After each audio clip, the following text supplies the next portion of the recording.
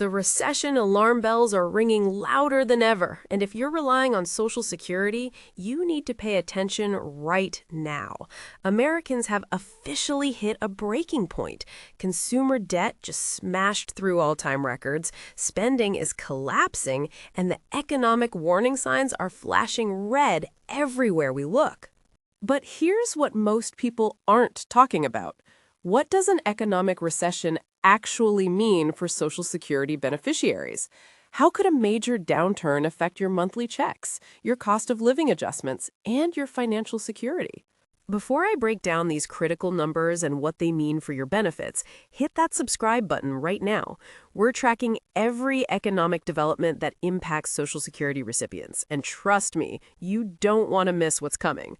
The information in this video could help you prepare for what many economists believe is right around the corner. Let's get into the data. Welcome back to the channel. Today, we're examining some deeply concerning economic data that has major implications for everyone receiving Social Security benefits or planning to claim them soon. For years, economists and analysts have been warning about an impending recession. Some called it too early, others dismissed the warnings entirely. But the latest consumer debt and spending reports paint a picture that's impossible to ignore. The American consumer, the engine that drives roughly 70% of our entire economy, is completely tapped out.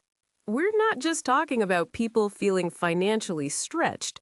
We're talking about record-breaking debt levels, flat retail sales during what should be the strongest shopping season of the year, and clear signs that everyday Americans are pulling back on spending in ways we haven't seen in years. Why does this matter for Social Security beneficiaries?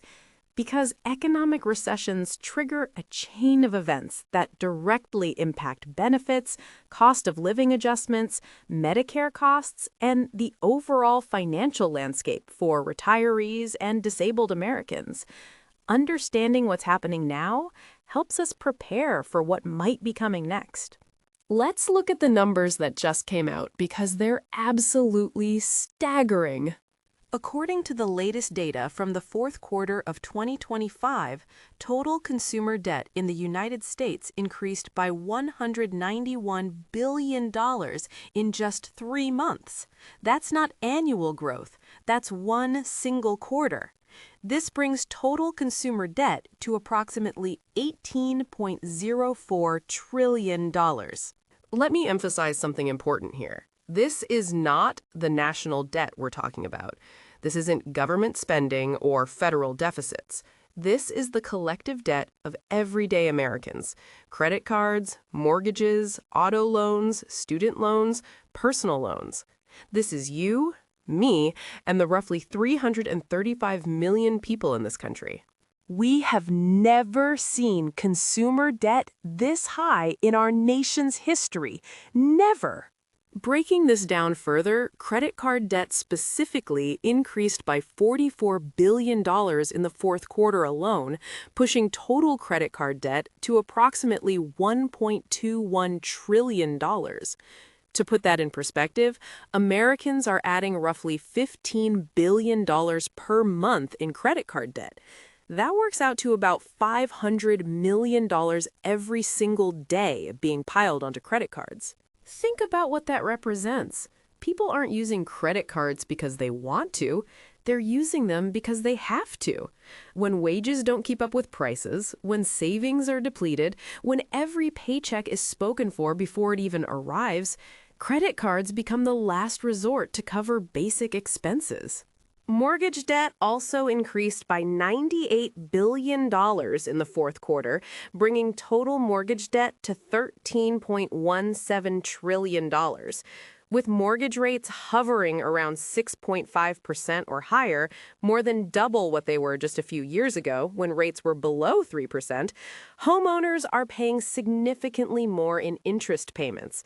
That's money that could be going toward other expenses or savings, but instead it's being absorbed by higher borrowing costs. Here's where the data gets really concerning for the broader economy.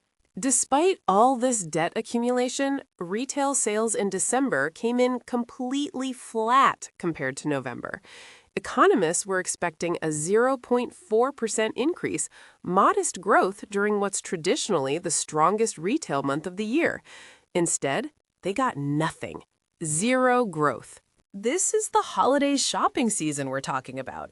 This is when Americans historically open their wallets widest, when retailers count on strong sales to carry them through the slower months ahead. And spending was flat. What does flat retail sales during the holidays tell us? It tells us that consumers are exhausted. People are maxed out. Even during a season when spending typically surges, Americans couldn't or wouldn't increase their purchases. We're seeing a clear shift in consumer behavior. People are prioritizing necessities over discretionary purchases, the I need items over the I want items, groceries over gadgets, utilities over entertainment, medicine over merchandise. This behavioral shift is significant because consumer spending drives approximately 70% of economic activity in the United States. When consumers pull back, the ripple effects spread throughout the entire economy. This brings us to what economists call a doom loop, a self-reinforcing cycle of economic contraction that can be very difficult to break. Here's how it works. When consumers reduce spending, retailers and businesses see decreased revenue. When revenue drops, companies look to cut costs. The biggest expense for most businesses? Payroll. So they start laying off workers. Those laid-off workers now have significantly reduced income. Unemployment benefits typically replace only about 40% of previous earnings. With less money coming in, these newly unemployed workers must dramatically cut their own spending. This reduced spending from laid-off workers further impacts retailers and businesses, leading to more revenue shortfalls, more cost-cutting measures, and more layoffs. The cycle feeds on itself, growing larger with each rotation. We've seen this pattern play out in previous recessions, and the warning signs suggest we could be entering another such cycle. Job cut announcements have been increasing. Consumer confidence has been shaky, and now we have concrete data showing consumers are tapped out and pulling back on spending. So, what does all of this mean for Social Security beneficiaries specifically? Impact on cost of living adjustments. When economic contractions occur, inflation patterns can shift dramatically. If we enter a deflationary recession where prices actually decline, we could see minimal or even zero COLAs in future years. However, the government's response to recession, which we'll discuss in a moment, often reignites inflation, creating a delayed surge in cost of living adjustments. The stimulus factor. Here's what history teaches us about recessions. When the economy falls off a cliff, the government responds with massive stimulus.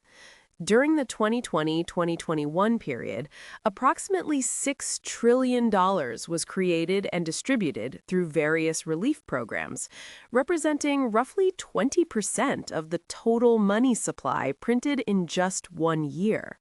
What happens after that kind of monetary expansion? Inflation, and often significant inflation. We saw this play out following the pandemic stimulus, with inflation reaching 40-year highs and prices surging across virtually every category. For Social Security beneficiaries, this creates a challenging dynamic. Stimulus money gets pumped into the economy, prices rise across the board, and Social Security's COLA adjustments try to catch up, but they typically lag behind actual price increases, leaving beneficiaries with reduced purchasing power during the transition period. Medicare implications. Economic downturns can also affect Medicare costs and coverage. Hospital and healthcare provider finances, prescription drug pricing, and insurance company stability can all be impacted by broad economic contractions. What should Social Security beneficiaries be watching for? First, pay attention to employment data. Rising unemployment claims and job cut announcements signal economic weakening that could trigger the government response cycle we discussed. Second, monitor Federal Reserve actions. If the Fed begins cutting interest rates aggressively or signals renewed quantitative easing, that's a sign they see serious economic trouble ahead, and it foreshadows the money printing that could impact future inflation and COLAs. Third, watch consumer sentiment surveys and spending data. These are leading indicators that often signal economic shifts before they show up in other metrics. The data we're seeing now, record consumer debt, flat holiday spending, and signs of consumer exhaustion, suggests the economy is more fragile than many realize. The question isn't necessarily whether a correction is coming, but rather how severe it will be and how the government will respond. The economic data is clear. American consumers are stretched to their absolute limits. Record debt levels combined with flat spending during peak shopping season tells us the economic foundation is cracking. For Social Security beneficiaries, this means staying informed and preparing for potential economic turbulence ahead. Whether that manifests as minimal COLAs during a deflationary period or surging inflation following government stimulus, understanding the economic landscape helps us make better financial decisions. Subscribe to this channel right now so you don't miss critical updates as this economic situation develops. We're tracking every data point that impacts Social Security recipients, and the coming months could bring significant changes. Share this video with anyone relying on Social Security. This information affects millions of Americans, and people need to understand what the economic data is telling us. Drop a comment below. Are you feeling the financial squeeze? How are you preparing for potential economic uncertainty? Your experiences and insights help our entire community. Thanks for watching. Stay informed, stay prepared, and I'll see you in the next update.